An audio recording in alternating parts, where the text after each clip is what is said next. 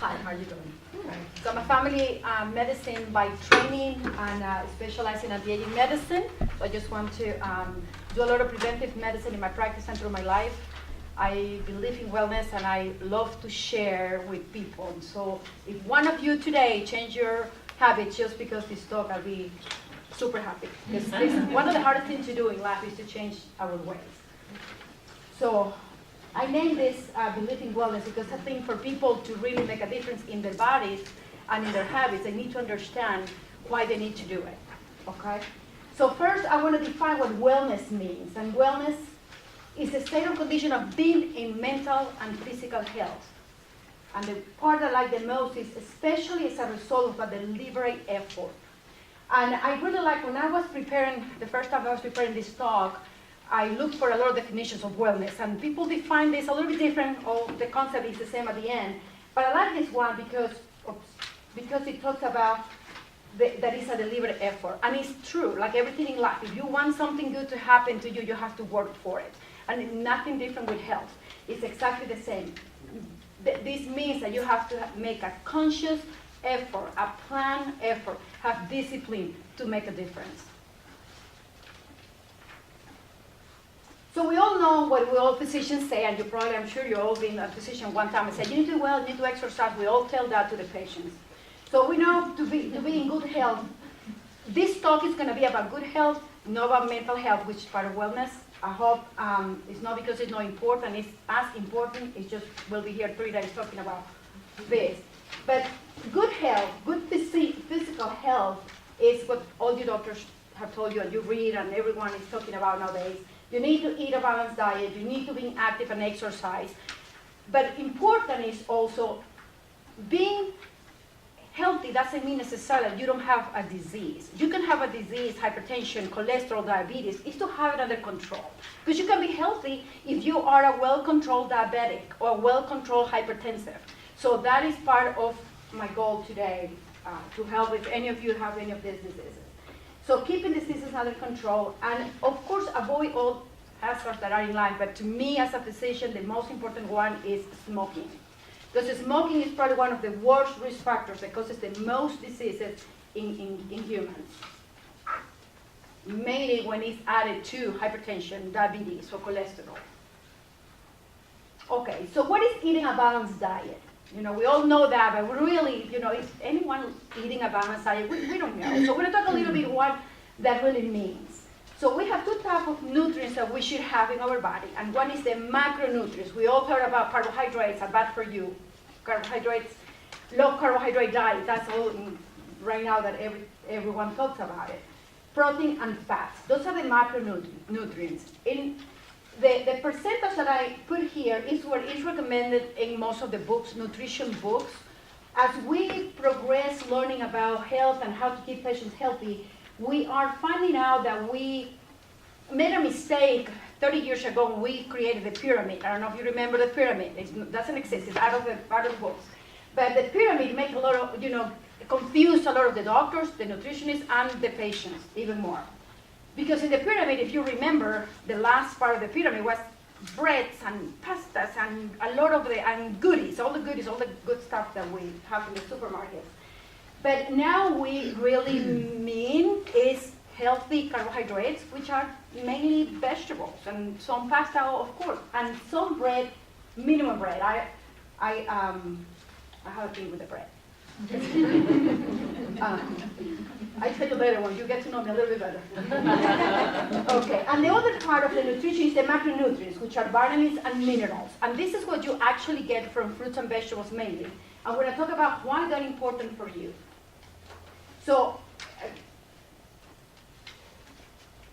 he left. So which one is there?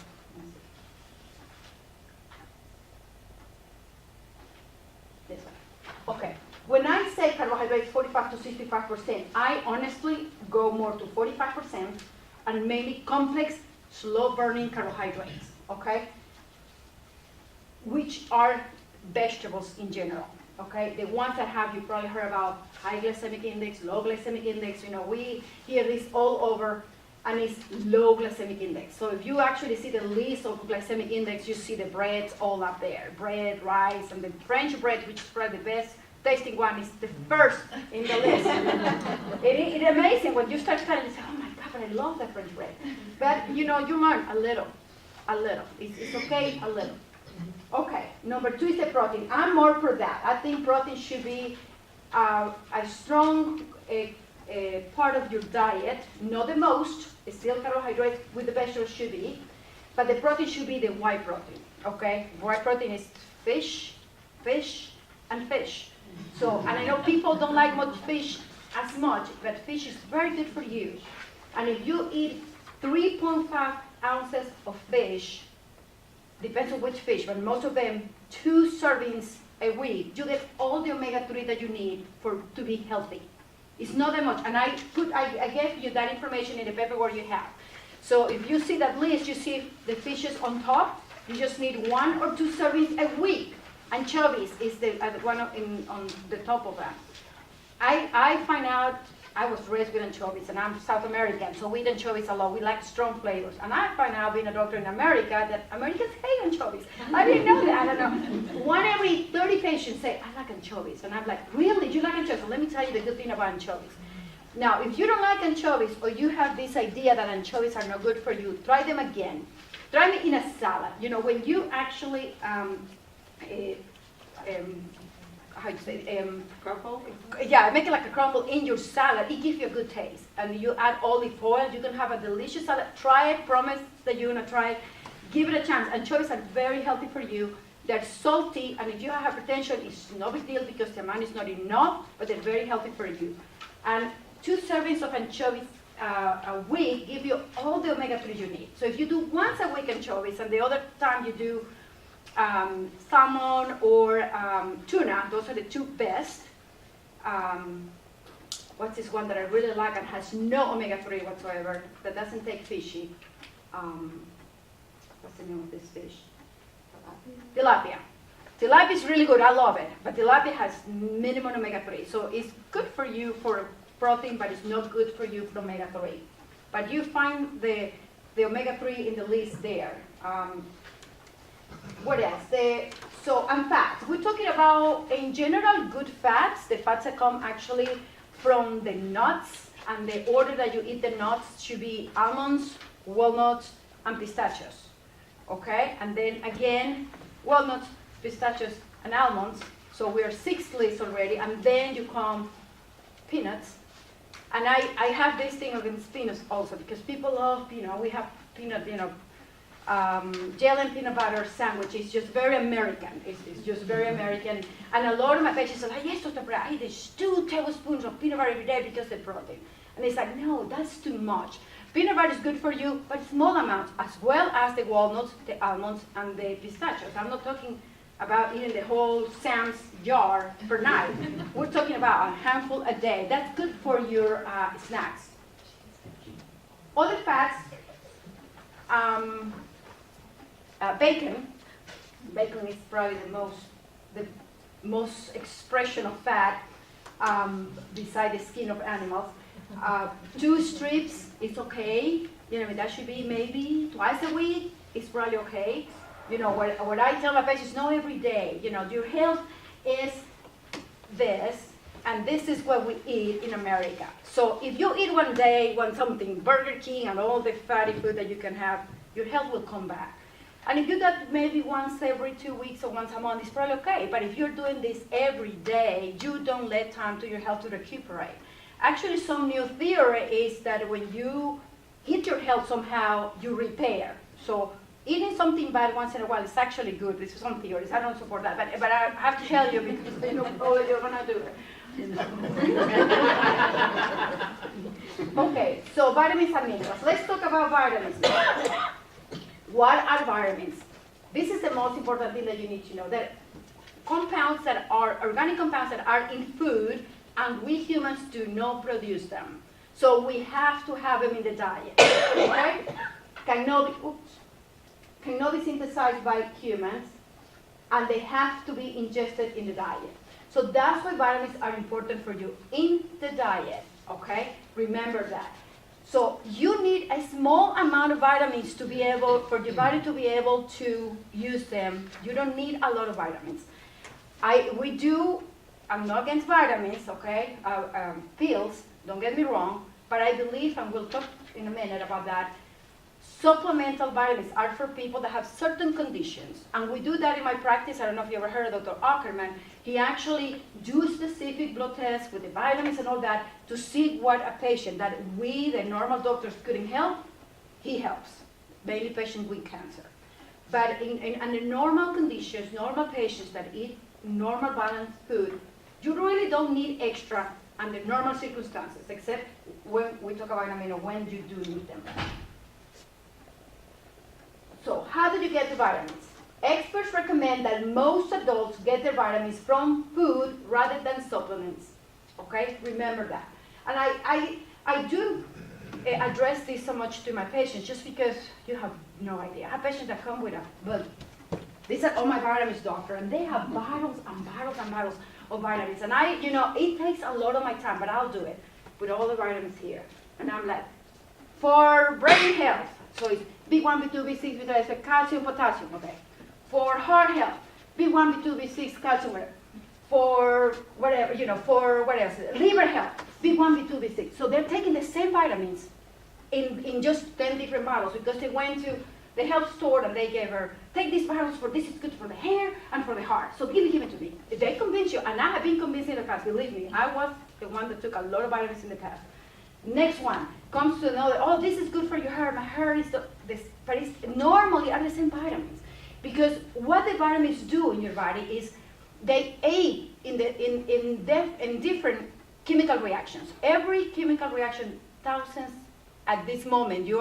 I'm producing a lot of chemical reactions to be able to talk. For you to listen, your brain is having chemical reactions to be able to listen. And all those chemical reactions have some and aids that are the vitamins in the middle. But it's minute amounts, it's no bunches of it. What you get in your diet, if you get a diet, you will get most of them in most of the circumstances. Okay, so some groups will benefit from extra vitamins. The elderly. The elderly they don't absorb as well. They don't eat as well. So yes, every adult, hey, I want you to take a multivitamin.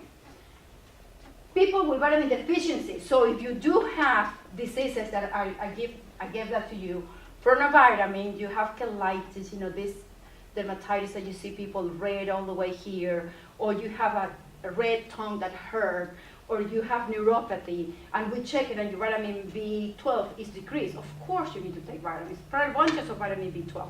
So, but it needs to be directed, it's targeted to a problem, okay? After weight loss surgery, and this is always also, a lot of people are going through the bariatric surgery. These patients do lose the ability to absorb vitamins in the stomach because they cut their stomach or they do the sleeve and that part of the stomach is not available to the food that they ingest. So they need to take vitamins for the rest of their life. So if you have any family member that have bariatric surgery and they haven't been to the doctor for 10 years, which is a lot of patients that did it 20 years ago, send them to the doctor because they do get vitamin deficiency and they need to be on vitamins on a daily basis. People who don't eat animal products, so vegans, we're talking about just that a minute ago, vegans need to take vitamins because you don't get all the proteins that you need, minerals from just the vegetables and the fruits. You have to have meat for as a source of a lot of products that they don't get, so they need to have supplementation. Pregnant women, for the baby, they need folic acid. Now omega-3, a study in Harvard Medical School show that the kids of the mothers that took omega-3 during the pregnancy have higher IQs. So that's why, I don't know if you have anyone pregnant close to you, but there are all the new prenatal vitamins come with omega-3, and if they don't, tell them to take them. Okay, so vitamin deficient syndromes. Who has these syndromes? Who needs the vitamins? Alcoholics. Sorry. Is that the one? Yeah. And alcoholics is one of the most common ones that I see in my practice. They get vitamin B12 deficiency. So if you know somebody at home that drinks a lot of alcohol, make sure they do go to the doctor.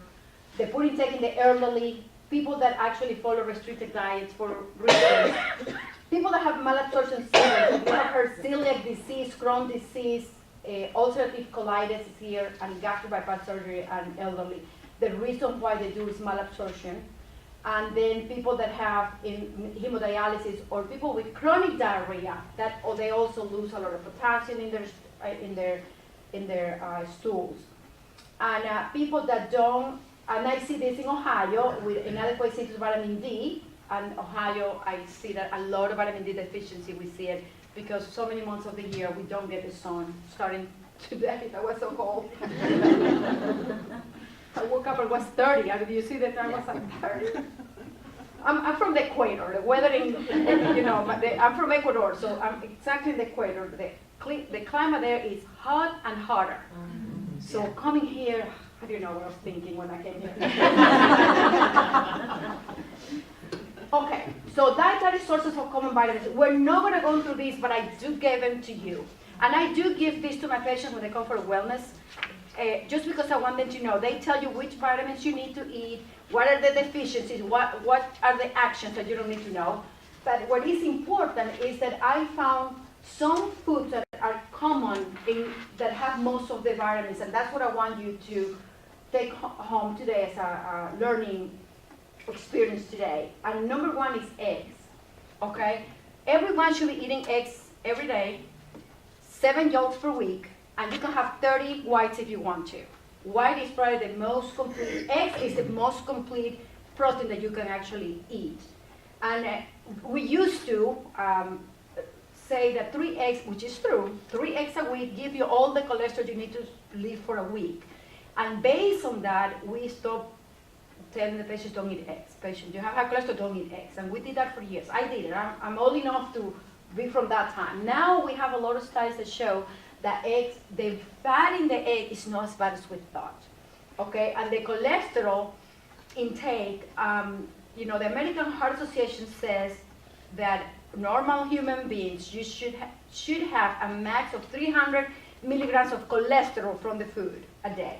And 1 yolk has about 140 to 160, depends on now that they come extra jumbos now, the eggs, have a little bit more. But the normal eggs from my time, they were little, so they probably have like 120 milligrams. So that means that you can have 2 a day and it wouldn't be a big deal.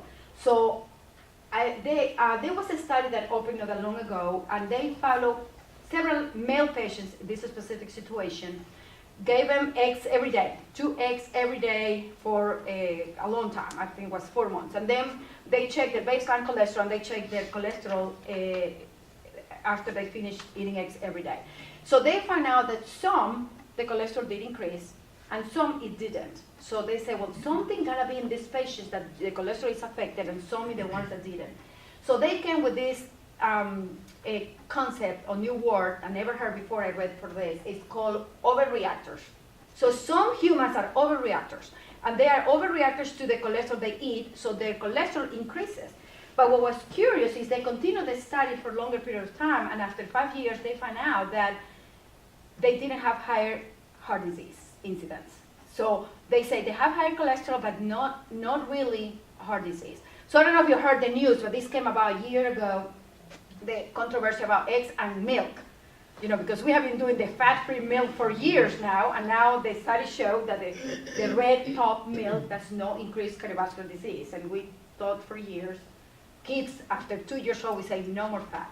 I'm not telling you to go and buy the red top, but this is all the studies that came open last year. We're learning as we go. It's amazing. Medicine is very dynamic, and we're learning all this. So this is your homework at home. I'm not going to go in detail. Vitamin D is another thing that every woman that is in the perimenopausal period should be actually on vitamin D supplementation and calcium. Those are one of those special indications for vitamins. I personally, in my practice, after reading some studies about supplementation with calcium, recommend 600 milligrams of calcium by a pill and the 600 milligrams extra from the food. And I don't know if I put that here. I think I didn't put that.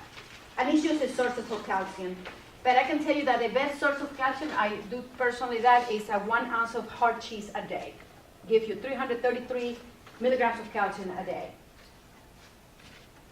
Okay, so vitamin D. The vitamin D, you get it from 2 sources. And the first one is the sun, less than the one oral. It's just 20%. And this one is just 10 minutes a day. Just your hands is enough to synthesize what you need on a daily basis, okay? So, well, we don't get even that when we are in winter, you know. We leave the house, at least me, you know, probably you all you don't, but I leave my house and I have a hat, gloves, so we get no sun whatsoever for good, what, for months at least. And the other is the animal source, and the eggs are there, and that's why I like the eggs, because it has a lot of, you see most of this will have eggs as a recommendation. The fatty fish, vitamin D also, and liver, animal liver has a lot of nutrients, including iron and all this, but has a lot of fat also, so I don't recommend that as often. I just see the Brussels sprouts there, and I want to talk a little bit about that, because there is some group of vegetables called the cruciferous vegetables, and that's the broccoli, the Brussels sprouts, and I think the asparagus are there also. And they, for years, we have known that they are actually anti-cancer vegetables. So there's something good. Just Google cruciferous vegetables and just add them to your diet, because they really have a lot of nutrients, and it has an inner property that is anti-cancer, and it's really good to have it in your diet. So we talk about the food. Now we talk a little bit about the physical activity. So when I talk about physical activity, and I put it here, I'm not talking to enroll in the gym and work out for 4 hours a day, if you can do it. But you know, most of normal people like me, we cannot do that. But we can stay active. And stay active, I mean, walk as much as you can, go to the copy machine yourself. Don't send the secretary. Any bosses here? Because bosses do that. Can you copy this for me? Go yourself and do it. Go. Don't use the elevators, use the steps, and don't park in front of the door at Walmart. Park away. They don't hit your car, number 1. And number 2, you do some exercise. And just try to always walk. Look the excuse to walk. And I have a lot of patients that give me all the 100 excuses. I cannot I don't have money to go to the gym. I don't have clothing to go to the gym. I hate people seeing me that I'm overweight and I don't like to go. And my neighborhood is very dangerous, and I don't have money to buy a bicycle. And they give me all these excuses. I just listen. And I always say, do you have a house? Yes. Do you have a dining room? Yes. Do you have a living room? Yeah, dining, but you have. Okay, you have a bedroom? Yes. How many bedrooms you have? 3 bedrooms. Okay, this is what I want you to do. I want you to get a circuit in your house. So you're going to go from your bedroom around your bed, and then you're going to go to the bathroom, and then you're going to go around the house and make a circuit. And they laugh at me, but it's so, you know, when they come back and say, you know, I did it, and it's really fun. You know what I mean? My dog follows me all the time. You know what I mean? And it's, any excuse to be active, you know, is a good excuse. I don't know how many of you here have a desk job, but that is very hard. And we know that by a lot of studies. Harvard Medical School did a study 15 or 18 years ago, in which they put groups of people, that will work in a desk 8 hours a day and did go to the gym, people that did the same job but didn't go to the gym, and people that did the same job but walked to home, and you know, a lot of different scenarios of activity. And of course, the people that did the best was the people that has active jobs, like nurses or people that are working all around the hospital, the doctors, but did exercise on top of that. That was perfect. They were probably the best health, because as you see here, good physical activity from exercise reduces the risk of dying prematurely from all causes. All causes, okay? So that it's amazing, and it's free. It's really free if you start walking more. You don't need to go to the gym to do that. So when the group that did the worst was the people that sat at the desk and didn't exercise at all. But the people that sat at the desk but walked 10,000 steps a day did as good as the one that went to the gym. You know what I mean? So it's just being active. It's just, you know what I mean? I went to a conference with a doctor, and she was saying when she put her makeup, she will do that on the, and I thought, like, I cannot do that, honestly. You know what I mean? But I have seen, I don't know if you have seen, I saw on the internet, these people that work at the desk, and now the desk come with a bicycle. Have you seen that? Mm-hmm. The desk comes with a bicycle, so nobody knows, and you're just working. But it's because we know the benefits of exercise, and we want people to do it. So decreases the risk of dying from a heart attack. So decreases your risk for a heart attack and a stroke. Decreases the risk of developing diabetes. Decreases the risk of developing hypertension. And people that have hypertension, it reduces the blood pressure also. And I get this question all the time. Dr. Frey, when I exercise, my blood pressure goes high. How is that people with blood pressure will lower? And because when you're exercising, you need the muscles to get more blood, more oxygen, because you're using them. But exercising on a daily basis will lower the blood pressure eventually. Not during the exercise. So the only people I tell them not start exercising now is the people that come to my office with 200 over 120 blood pressure, and I just started on blood pressure medication. And I tell them, let me lower your blood pressure, and I want you to prepare for in a month to start exercising. Okay. So keep going. Reduces the risk for developing colon cancer. This is all evidence-based, okay? This is not like I'm just saying it. Reduce the feeling of depression and anxiety. Helps to control weight. Helps build and maintain healthy bones, joints, and muscles. Help older adults to become stronger and promote psychological well-being. This is the stronger, I'm talking about the stronger joints and muscle. I tell you, start now. If you don't, minimum stretching exercises.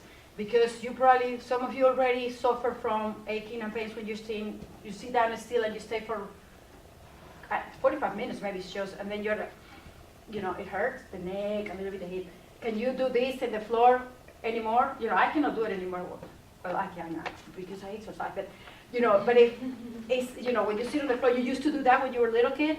When you get older, you cannot do that anymore without being like, when you stand up and the hip pain and all that, because the joints need oil. It's like a door.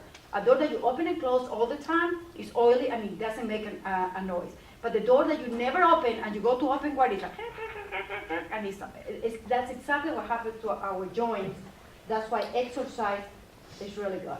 So how much physical activity? 10,000 steps, 5 miles, 150 minutes a week. These are all recommendations for different gurus on exercise. So 10,000 steps is equivalent to 5 miles a day. So I hope all of you just try this. And if you all have smartphones, because you don't even to buy a pedometer, that before I have to tell my patient, buy a pedometer and put it on you. Now, if you use your smartphone, the new ones, the 6 or 7, what is the new one? It comes as part of the phone, health.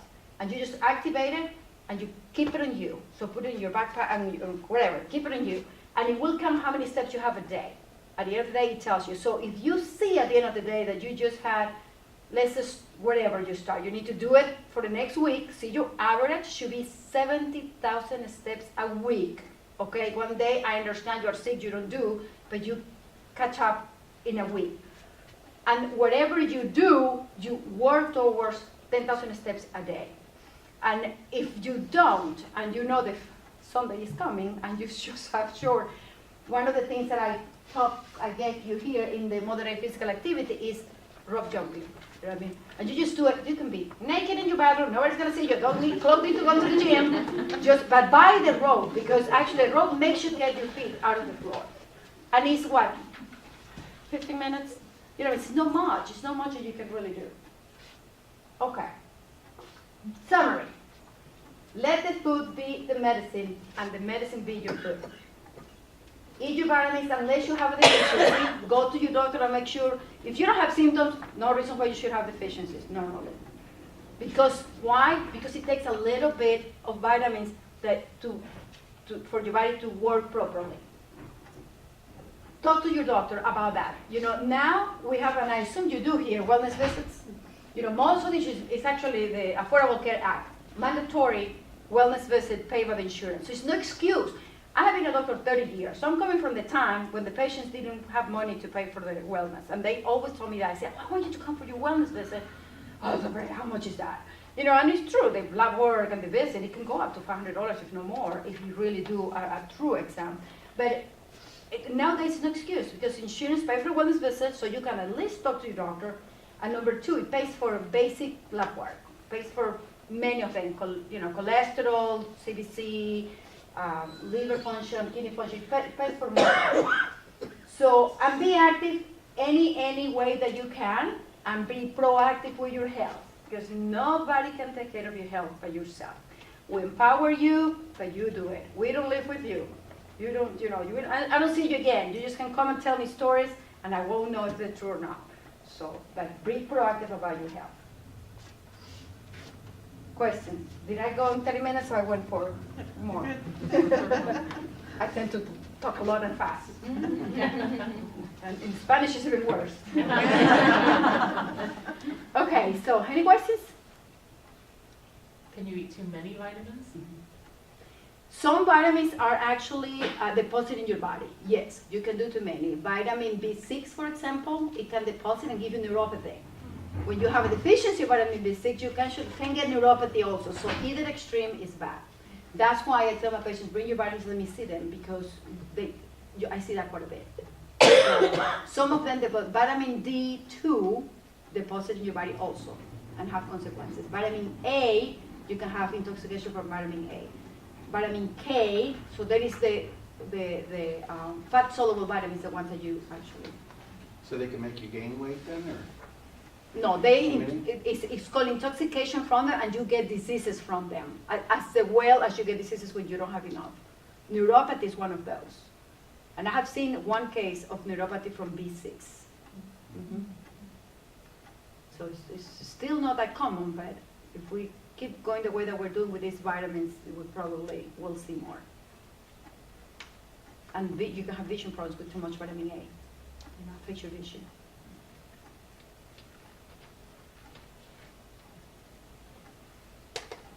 You're on fire. I know I had a lot of questions.